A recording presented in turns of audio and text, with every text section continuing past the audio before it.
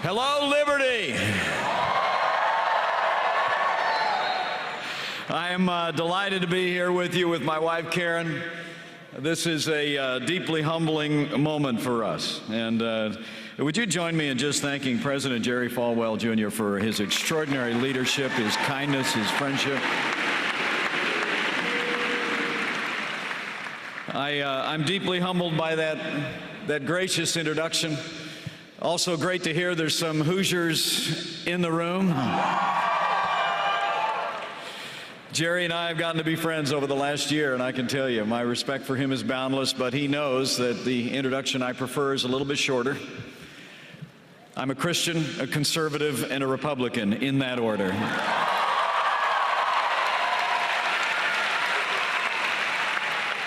And I'm honored to be with all of you today, to have the opportunity to share some things from my heart about the times in which we live, about who I am, about what we're fighting for in these challenging days, and what I believe each of us is called to do to respond in these moments. But first and foremost, let me apologize for being a little bit late. I was at breakfast this morning, and Senator Tim Kaine called to interrupt me 5 times.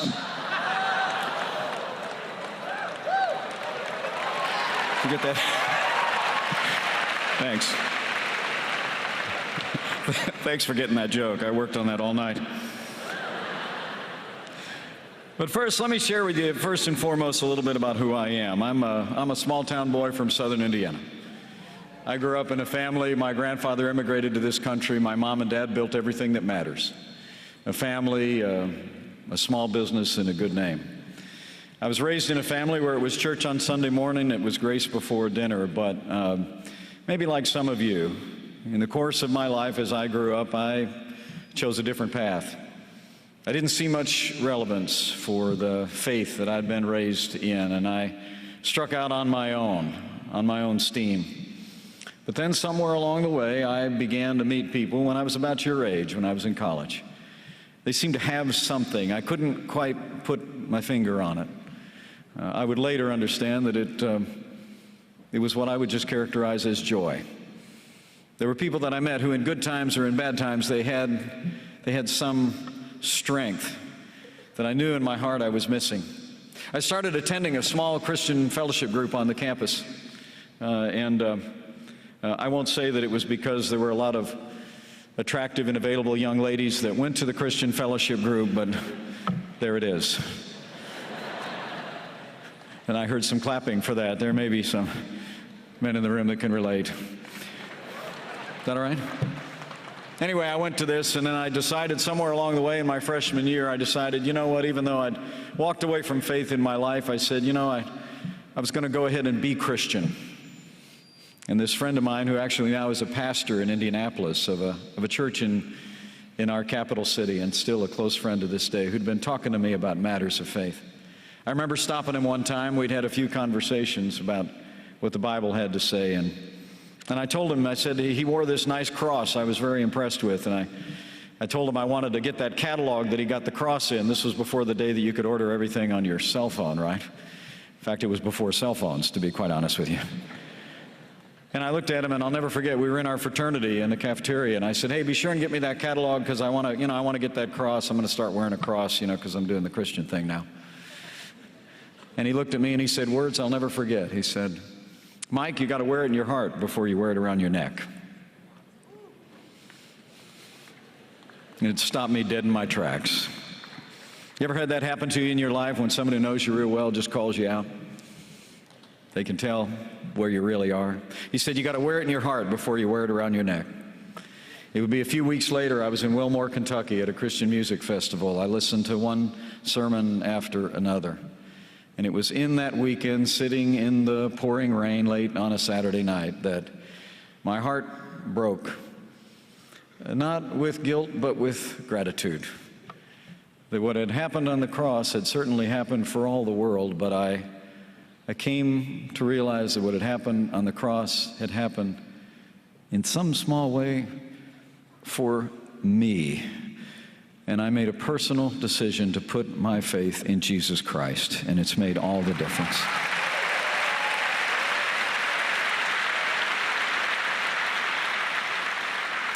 Well, I followed a calling into public service. I graduated from that college. I'd be 29 years old, and the first time I'd run for public office, it'd take me about 12 years to find my way into the Congress of the United States. The dream of my life was to someday represent my hometown in our nation's capital, and I had the great privilege to do that. I served with Congressman Bob Goodlatte, who is really one of the great conservative leaders in the United States of America, a man who stands for the Constitution of this country like no other. Bob, stand up, take a bow, will you? You sure do deserve it. Congressman Bob Goodlatte, everybody. I served in the Congress of the United States for 12 years, and the opportunity came to serve the state that I love as governor, and I've been deeply humbled to be governor of the great state of Indiana over the last 4 years. As President Falwell said, it's a state that works. We demonstrate in Indiana you can cut taxes and balance budgets. You can invest in roads and bridges, in education and health care. And today we have more Hoosiers going to work than ever before in the 200-year history of the state of Indiana. But then this opportunity came into our lives, and it was extraordinary this summer when the phone rang. And, you know, to know the Pences is to know a family. And we make decisions as a family. I walked out with her, but I'd appreciate it if you gave her a welcome. The second best decision I ever made in my life was the day that I asked Karen Whitaker to become my wife. Would you join me in welcoming the First Lady of the state of Indiana, Karen Pence?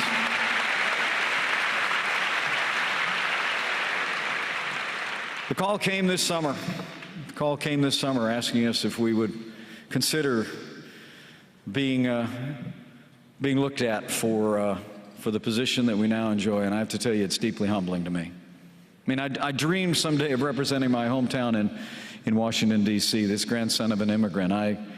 I'm still getting over the fact that I've been able to be governor of the state that I love, but I never imagined I'd be standing before all of you, having been invited to run and serve as the next Vice President of the United States of America. It's deeply humbling.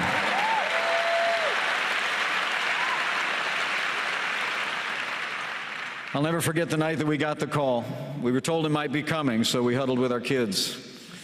We talked through it, we prayed through it as a family, and we were ready for the call. And I'll never forget when the phone rang, 11 o'clock at night at the governor's residence. I picked up the phone and I heard that familiar voice. And he said, "Mike, it's going to be great." And it has been. And I want to tell you, I joined this campaign in a heartbeat because our party has nominated a man for president who never quits, who never backs down. He is a fighter, he is a winner, and I believe come November the 8th that Donald Trump will be elected the 45th president of the United States, and we will make America great again.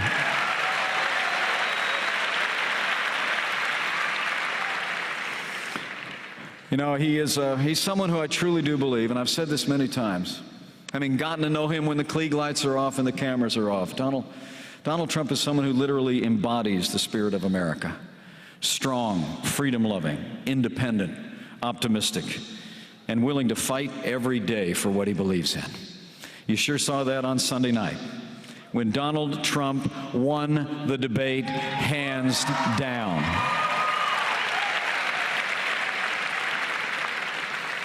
And America also saw something else on Sunday night. You know, it takes a big man to know when you're wrong, to admit it, to express remorse and apologize, and Donald Trump did just that.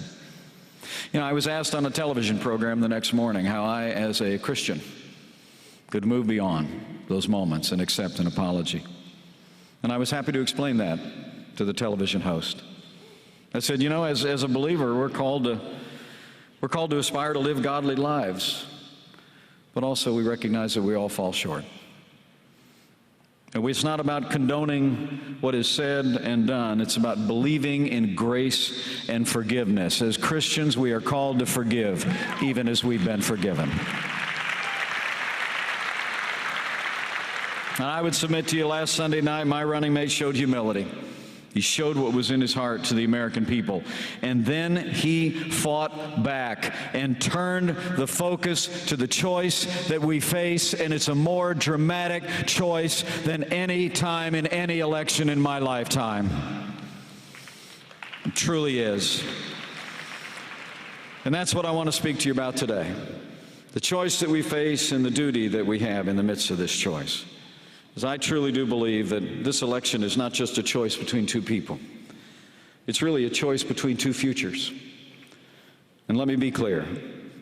At the outset of this convocation, for me, for my family, we choose a stronger America. We choose a more prosperous America. We choose an America that upholds our highest constitutional traditions, and so we choose to stand with Donald Trump and every American who believes we can make America great again.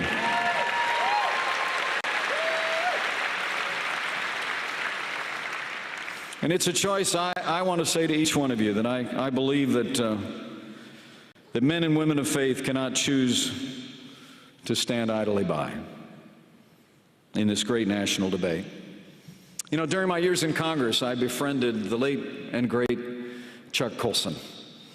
He would become not only my friend, but a mentor to me. Chuck Colson wrote an extraordinary book, Kingdoms in Conflict, that I commend to your attention. But he essentially wrote in his book that as believers, we are commanded to be active participants in the governance of our nation.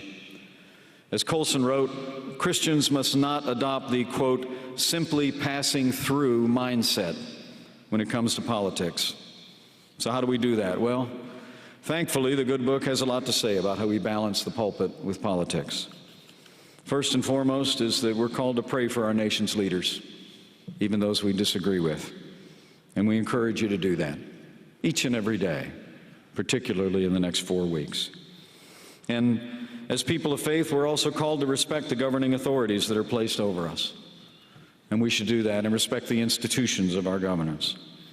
But nowhere does it teach in the Bible that we are to sit on the sidelines of history. And this is no time for the people of faith to sit on the sidelines.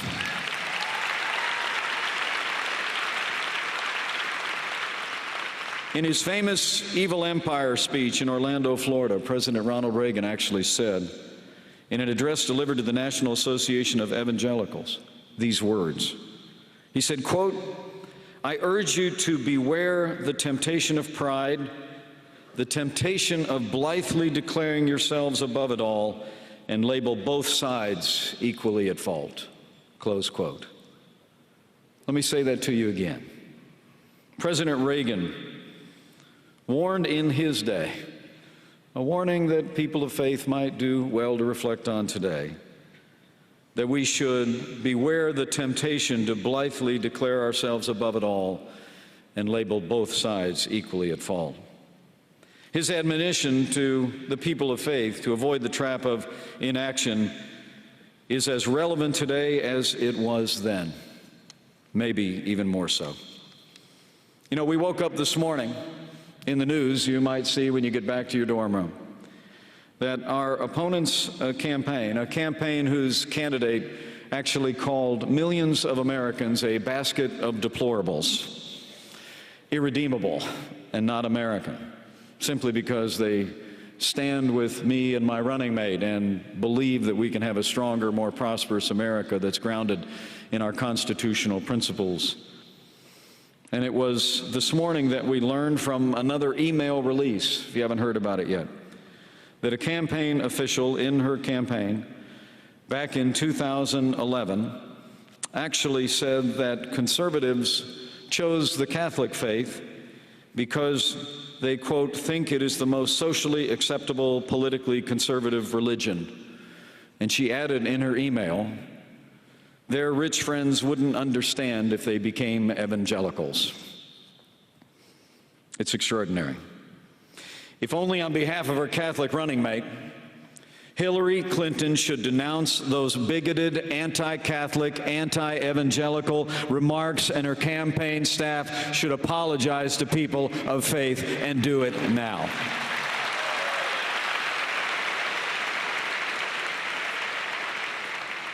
In this time of condescension and at times overt hostility to people of faith, we fall into the temptation to recoil and retreat, but the stakes are too high. And I would say, as fellow Christian believers, that we have a different obligation. It would be the English Christian theologian John Stott who wrote memorably, quote, "Christian salt has no business to remain snugly in elegant little ecclesiastic salt celters." He said, when society goes bad, one can hardly blame society. The real question is, where's the salt? When the annals of this time of American history are written, the question will be, where were you? Where were we in the great battle for life and liberty and freedom in America? What did you do? Not what did you think? What did we do? Not what did we think that placed us on the right side of history? Men and women of faith, I will tell you, this is a time for action, not essays, and we must roll our sleeves up and be prepared to fight every day for what we believe in.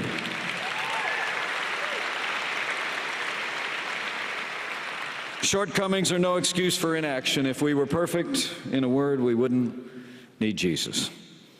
But we're far from perfect. We do need him. But God's love eclipses our failings and has always renewed the strength of so many in this nation. This is a time, I would submit to you, for faith and courage. C.S. Lewis said that courage is not simply one of the virtues. It is the form of every virtue at the testing point. Well, I would submit to each and every one of you, and any people of faith that might be looking on across this state and nation, that we are at a testing point, that we are at a time in the life of our nation when those who cherish faith, those who cherish freedom, those who cherish the sanctity of life and all the liberties enshrined in our Constitution must be wary of being sidelined now. Those of a different agenda would hope that apathy would reign supreme on Election Day, but they were disappointed in 1980, and they are going to be disappointed again on November 8th, 2016. Because this choice could not be more clear. The choice could not be more clear. It is a choice in security and prosperity and in the highest court in the land. And let me leave you with just a few thoughts about the magnitude of that choice. First, in the matter of security. 7.5 years of foreign policy directed by Barack Obama and Hillary Clinton has weakened America's place in the world and emboldened the enemies of freedom.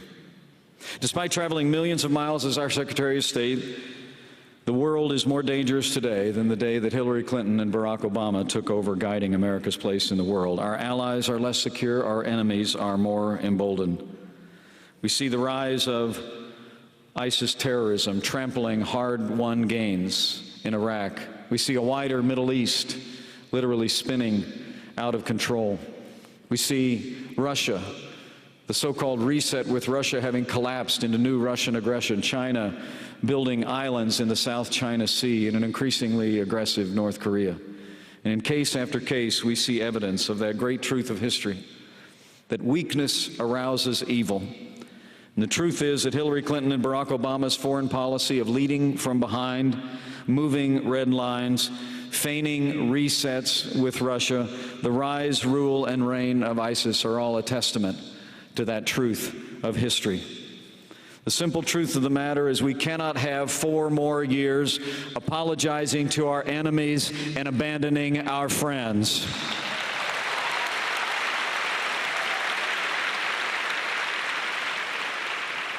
For the world to be safe, America needs to be strong. And we need new and strong American leadership that reflects on the failings of the recent past. And they are not failings of an administration. It's important to note that Hillary Clinton, as Secretary of State, initiated that disastrous agreement with the radical mullahs in Iran. And when Bob Goodlatte and I were working on the initial economic sanctions against Iran, it was that we had one objective, that we would have punitive economic sanctions, the toughest in American history, on Iran, until they permanently abandoned their nuclear ambitions. Under this administration, A deal was struck where the radical mullahs in Iran received $150 billion from the American people and only a commitment to delay their nuclear ambitions. The leading state sponsor of terrorism in the world is now literally on a pathway to obtaining a nuclear weapon. And worst of it all, on the very day that 4 American hostages were released from Tehran, this administration, with the full assent of Hillary Clinton and her running mate, delivered $400 million in cash on a wooden pallet as a ransom payment to that terror-sponsoring regime. Let me make you a promise that when Donald Trump becomes president of the United States, we won't be paying ransom to terrorist-sponsoring states. They'll be paying a price. They'll be paying a price if they threaten or detain or harm the people of this nation.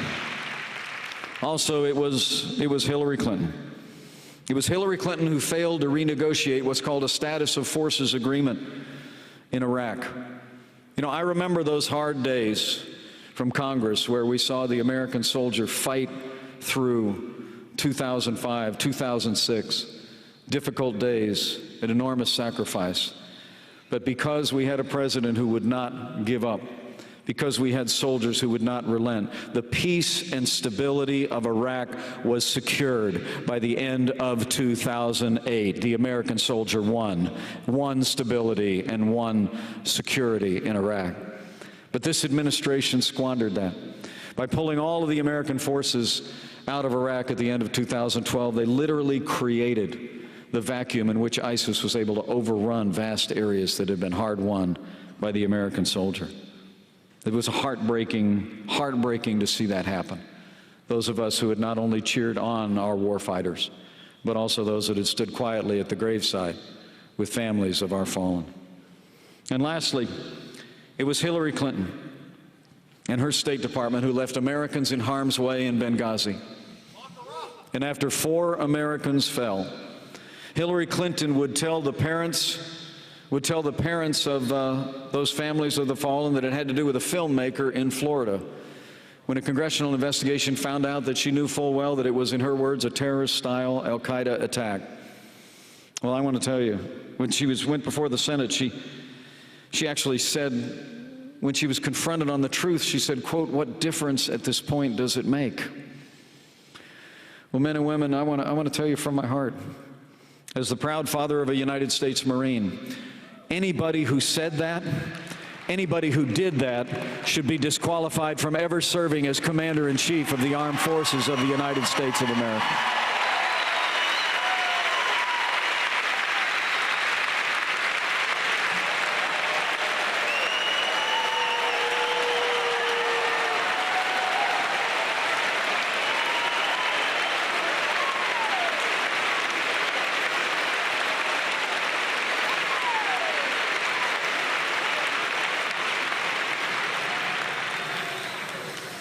I said we cannot have 4 more years apologizing to our enemies or abandoning our friends.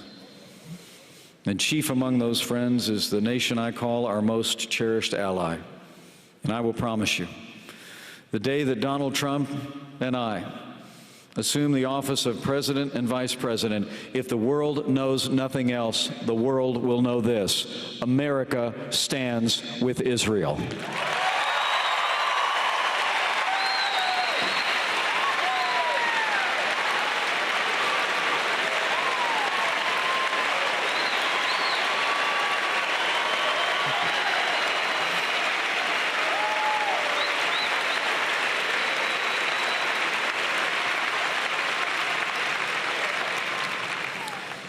In these uncertain times on the world stage, the answer is American strength.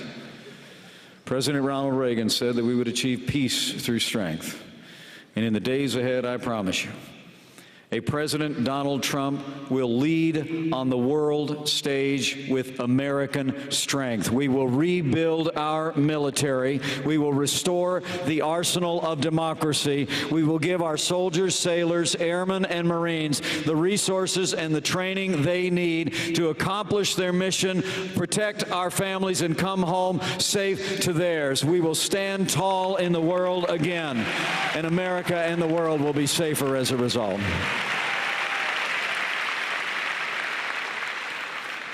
It's not just about security. The choice in this election, men and women, is also about prosperity. We stand in the midst of the weakest economic recovery since the Great Depression. Millions more Americans today find themselves living in poverty than the day that Barack Obama became president of the United States. We have the lowest labor participation rate in this nation. I would tell you, I'm here with my daughter Charlotte, who just graduated from college.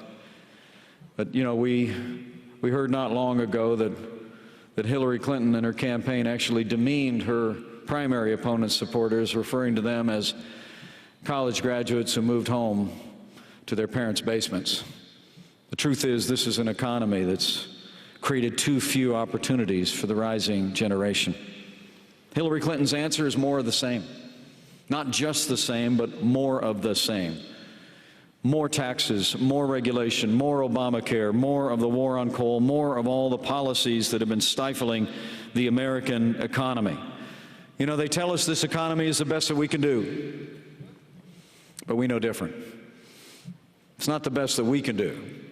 It's just the best they can do. And when Donald Trump becomes president of the United States of America, we're going to get this economy moving again. We're going to open doors of opportunities and create jobs all across Virginia and all across the United States of America.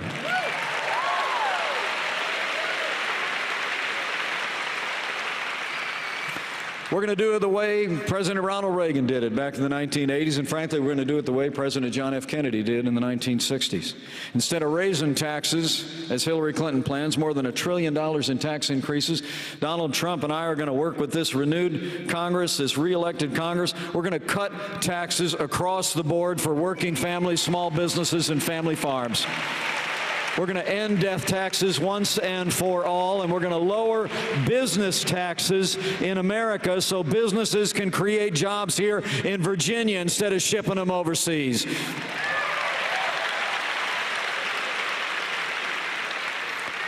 And because regulations are stifling jobs and American growth, we're going to have a moratorium on any new federal regulation on day one of this administration, and Donald Trump will repeal every single Obama executive order that is stifling jobs and opportunities all across this nation.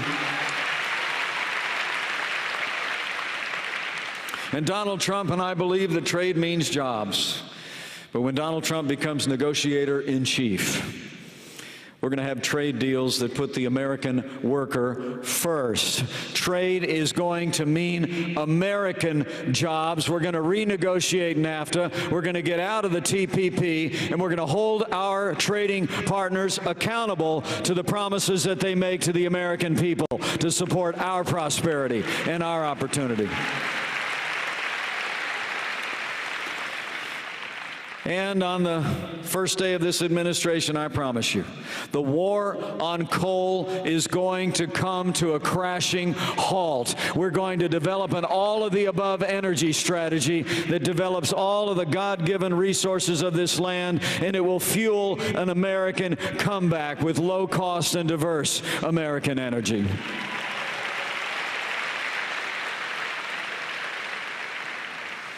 And probably and Bob, I don't want to put this on you, but we do know that Congress convenes before the president is inaugurated. So if you can go ahead and pass this bill and put it on the president-elect's desk, we're going to repeal Obamacare, lock, stock, and barrel.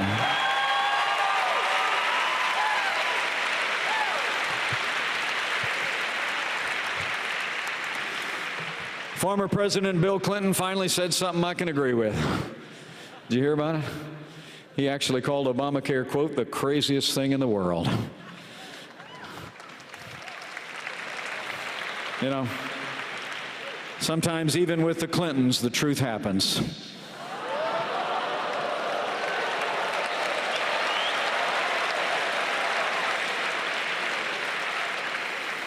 I mean, I remember when we were debating health care reform, the idea was to lower the cost of health insurance. All they did was grow the size of government. Premiums have gone up, benefits have gone down, and we're going to do better, men and women. Under a Trump-Pence administration, we're going to work with this Congress. We're going to pass the kind of health care reform that lowers the cost of health insurance, expands choice and opportunity, respects the doctor-patient relationship, and does it all on a foundation of free market economics and freedom that'll drive the American economy and meet our health care needs. So the choice in this election is dramatic. It's about the security of our nation. It's about the prosperity of this generation and the next. But perhaps most significantly, it has to do with who we are as a people. You know, it seems like there's no aspect of our lives too small for this present administration to supervise. No provision of the Constitution too large for them to ignore. While we talk about security, while we talk about prosperity, make no mistake about it. Life and liberty and the Constitution itself are on the ballot come November the 8th, and we need to think long and hard about that. You know, people who know me well know I'm pro-life, and I don't apologize for it.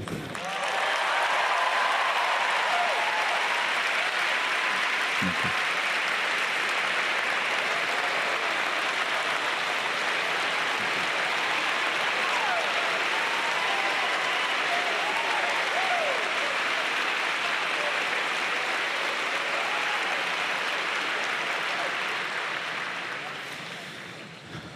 I believe a society can be judged by how it deals with its most vulnerable, the aged, the infirm, the disabled, and the unborn. I long to see the day that Roe versus Wade is consigned to the ash heap of history where it belongs, and we again embrace a culture of life in America. And I promise you, different from the agenda of our opposition, of abortion on demand, including partial birth abortion and public funding of abortion, Donald Trump and I will work to advance the sanctity of life in the rule of law. We will sign a bill banning late-term abortions, and we will uphold the historic Hyde Amendment to prevent the use of taxpayer dollars to fund that which millions of Americans find to be morally objectionable.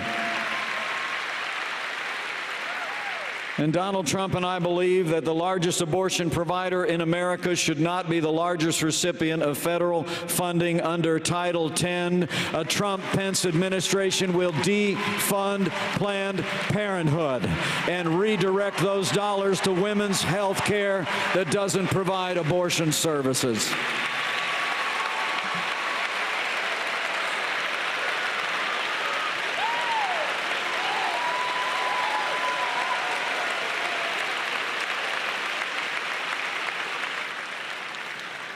We can make America great again by honoring the sanctity of every human life and supporting the health and well-being of women across this country.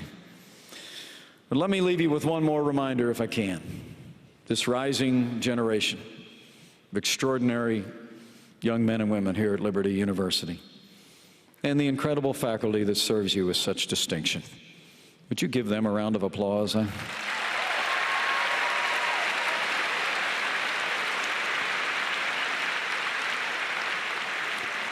As we talk about security, as we talk about prosperity, as we talk about the sanctity of life, I want to remind all of you, though, that while we're going to be voting to elect a president for the next 4 years, come November the 8th, that president will likely set the course and direction of the Supreme Court of the United States for the next 40 years.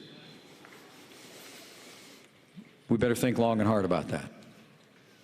If you cherish the Constitution, the principles of limited government that are enshrined there, you better think long and hard. Elect Hillary Clinton, you better get used to being subject to more unelected judges using unaccountable power to make unconstitutional actions.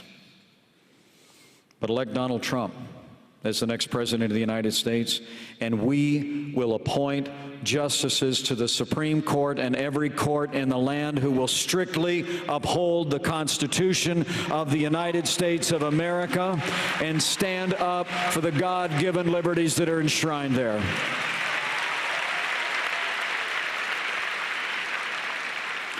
So let me say, for the sake of the rule of law, for the sake of the sanctity of life, for the sake of the Second Amendment to the Constitution of the United States, for the sake of all of our God-given liberties, we must decide here and now in the great Commonwealth of Virginia that the next president to make appointments to the Supreme Court of the United States will be President Donald Trump.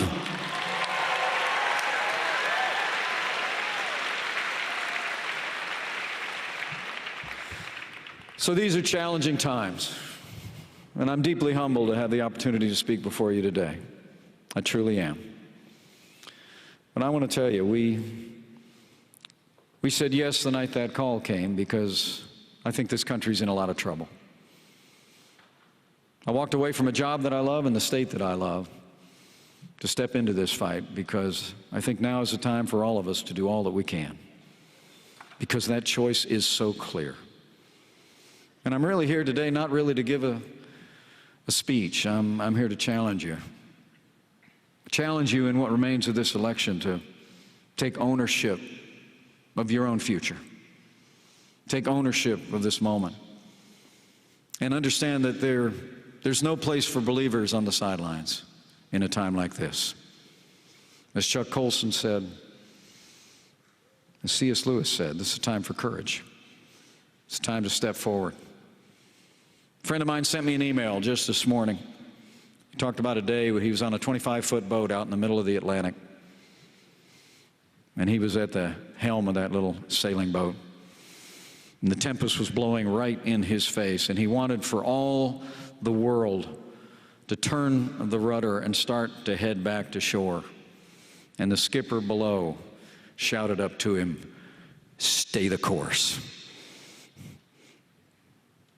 And it made all the difference. And he made it home because he didn't turn aside from the challenge. And I would submit to each and every one of you, when you think about this choice and how dramatic it is, now's the time to stay the course. Not to flinch in the face of harsh political winds. Not to step off on the sidelines, but rather to become engaged. I was told just on the way out here that's only about a half a mile to a little place where you can make some phone calls. You can figure out where you can go knock on some doors. I encourage you to find a way to do it if you're so inclined.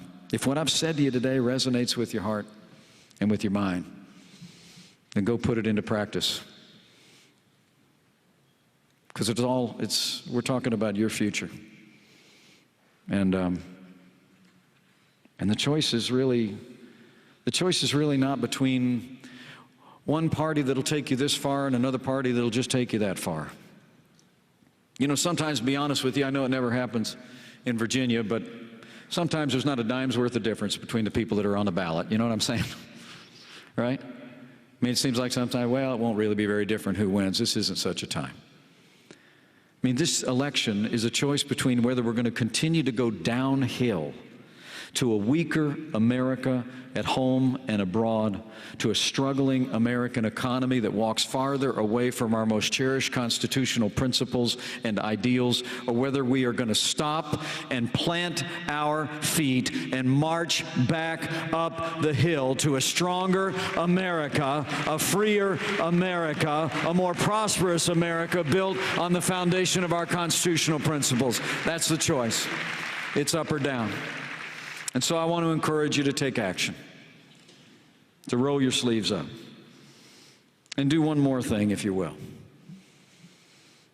And that is, as so many of you in this room are inclined to do, as Karen and I do on a regular basis, it's a good time to pray, to bow the head and bend the knee. I believe in all of my heart that the effective and fervent prayer of a righteous person availeth much. And I also believe that what's been true for millennia is still true today. That if his people, who are called by his name, will humble themselves and pray, he'll do as he's always done throughout our storied history. He'll hear from heaven, and he'll heal this land. One nation, under God, indivisible, with liberty and justice for all.